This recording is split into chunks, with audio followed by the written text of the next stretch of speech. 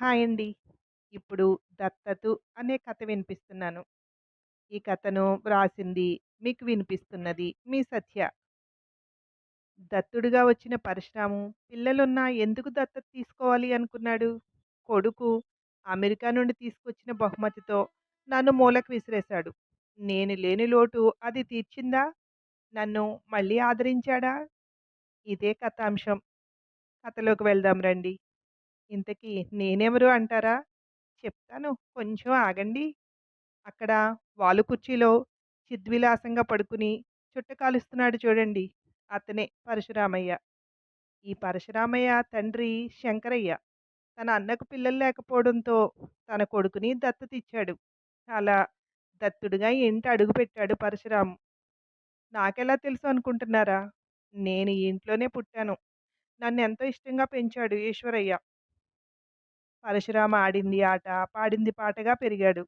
తన చదువుని మెట్రికులేషన్‌తో ఆపేశాడు. అంటే అతనికి ఇష్టం లేక కాదు. నువ్వు చదువుకుని ఏ ఉద్యోగానికో పోతే ఈ ఆస్తి పరుల పాలవుతుంది. చదివినంత వరకు చాలు అని తన భార్య, తమ్ముడు కూతుర్నిచ్చి పెళ్లి చేశాడు. వ్యవసాయం చూసుకునే బాధ్యత పరశురాం మీద పెట్టేశాడు ఈశ్వరయ్య. ఇలాగే వాలు కుర్చీలో పడుకుని కాలక్షేపం చేసేవాడు. పరశురాం, సావిత్రులకు ఇద్దరు సంతానం. కొడుకు ఈశ్వర్, కూతురు వైష్ణవి. ఈశ్వరయ్య, పార్వతులకు వీళ్ళిద్దరూ అంటే ప్రాణం. వాళ్ళకన్నీ తామే అయ్యి పెంచారిద్దరు. అమ్మా నాన్నల దగ్గర కంటే తాతయ్య, నానమ్మలతోనే ఉండేవారిద్దరూ. ఒకే సంవత్సరంలో ఇద్దరూ కాలం చేశారు. ముందు పార్వతమ్మ, వెనకే ఈశ్వరయ్య. తల్లి తండ్రి పోవడంతో చెయ్యి విరగ్గొట్టుకున్నట్టు ఉండేది పరశురాం, సావిత్రులకు.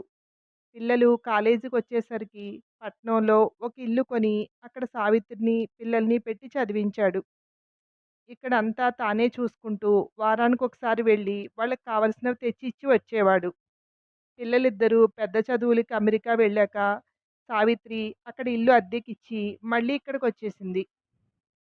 అమ్మాయికి అక్కడ సంబంధమే వచ్చింది. అందరూ ఇక్కడికొచ్చి పెళ్లి చేసుకుని అమ్మాయిని తీసుకువెళ్లారు. అంగరంగ వైభవంగా చేశాడు కూతురు పెళ్లి. వచ్చిన అందరూ అతని అదృష్టాన్ని తెగ పొగిడారు. ఉబ్బి తబ్బిబ్బయ్యాడు. కొడుకు పెళ్లికి సంబంధాలు చూడటం మొదలుపెట్టాడు. అన్నీ అనుకూలంగా ఉన్నాయి. వచ్చి చూడు, నచ్చితే పెళ్లి చేసుకుని వెళ్దువు గాని అని అమ్మాయి ఫోటో పంపించాడు పరశురాం. ఒక అమ్మాయిని తీసుకుని దిగాడు ఈశ్వర్. నాన్న, నేను ఈ అమ్మాయిని పెళ్లి చేసుకున్నాను అన్నాడు. చేసేది లేక మాట్లాడకుండా ఇద్దరిని దీవించారు. ఆ అమ్మాయికి తెలుగు రాదు. వీళ్ళు చెప్పేది ఆ అమ్మాయికి అర్థం కాదు. ఆ అమ్మాయి చెప్పేది వీళ్ళకి అర్థం కాదు. ఒక వారం ఉండి వెళ్ళిపోయారు వాళ్ళిద్దరూ. ఈశ్వర్‌కి ఇక్కడ పిల్లని చేస్తే వస్తూ పోతూ ఉంటాడు అనుకున్నాడు. వైష్ణవికి అక్కడ సంబంధమే ఇక్కడికి రాదు. పిల్లల్ని పంపేటప్పుడు గొప్పగా ఉంటుంది కానీ, వృద్ధాప్యంలో కానీ వాళ్ళ అవసరం గుర్తురాదు. పరశురాం పరశురామయ్య అయ్యాడు. సావిత్రి సావిత్రమ్మ అయింది. అప్పుడు మొదలైంది నా అవసరం. దగ్గరుండి నన్ను హింసించి తనకు కావలసినట్టు తయారు చేయించుకున్నాడు. ఇకప్పటి నుండి నేను లేకుండా బయటికి వెళ్ళిందే లేదు. పిల్లలు లేకుండా ఉండడం ఇద్దరికీ అలవాటే కానీ, ఎప్పుడో అప్పుడు వస్తారు అనుకునేదానికి, ఇక రారు అనుకునేదానికి తేడా ఉంటుంది కదా! దిగులు మొదలైంది ఇద్దరికీ. పరశురామయ్యకు అర్థమైంది. తనను ఎందుకు దత్తత చేసుకున్నారో అమ్మా, నాన్న. అతనికి ఆలోచన మొదలైంది. నేను కూడా ఎవరినైనా దత్తత చేసుకుంటే అని భార్యతో ప్రస్తావించాడు. ఆవిడ కూడా అంగీకరించింది. దానికి ఒక అబ్బాయిని కూడా సెలెక్ట్ చేసుకున్నారు. తను ఈ ఇంట్లో అడుగుపెట్టేటప్పటికే పాలేరుగా ఉన్న వెంకన్న మనవడు. వెంకన్న కొడుకు కూడా వీళ్ళ దగ్గరే కమతం. ఈ విషయం కొడుక్కి చెప్పాడు. దాని ఫలితమే అందరూ దిగిరారు అమెరికా నుండి. ఈశ్వర్ తండ్రి కోసం, తల్లి కోసం బహుమతులు తీసుకొని దిగాడు. కొడుకు తెచ్చిన బహుమతిని చూసి నన్ను మూలన పడేశాడు. పిల్లలు కూడా దత్తతకొచ్చారు అని సంబరపడిపోతూ వాలు కుర్చీలో పడుకొని చుట్ట కాలుస్తున్న తండ్రి దగ్గరికి వచ్చారు పిల్లలిద్దరూ. పోయి పోయి పాలేరు కొడుకుని దత్తతేంటి నాన్నా? నీకు మతుందా పోయిందా? అమ్మా, నువ్వైనా చెప్పచ్చుగా అన్నాడు ఈశ్వర్. తాతయ్య ఆస్తికి నువ్వెంత హక్కుదారుడివో మేము అంతే అంది కూతురు. నన్ను మా నాన్న దత్తత తీసుకుందే ఆస్తి పరుల పాలు కాకూడదని. మేమిద్దరం పోతే ఈ ఆస్తంతా అమ్మేసి వెళ్ళిపోతారు మీరు. అందుకే నేనీ నిర్ణయం తీసుకున్నాను. వాళ్ళు ఎప్పటినుండో ఈ భూమిని నమ్మి బ్రతుకుతున్న వాళ్ళు. అందుకే వెంకన్న మనవడు శ్రీనుని దత్తత తీసుకుంటున్నాను. వాడిని దత్తత తీసుకొని మీకన్యాయం చేయడం లేదు. మా నాన్న నన్ను నమ్మి నాకిచ్చిన దాన్ని కాపాడాలి అనుకుంటున్నాను. పంట చేతికొచ్చాక పెట్టుబడి పోను మిగిలింది 3 వాటాలుగా తీసుకోండి. ఒక 20 సంవత్సరాలు అమ్మటానికి లేదు. తర్వాత ఒకవేళ అమ్మితే మీ ఇద్దరి వాటాలు శ్రీనుకే అమ్మాలి.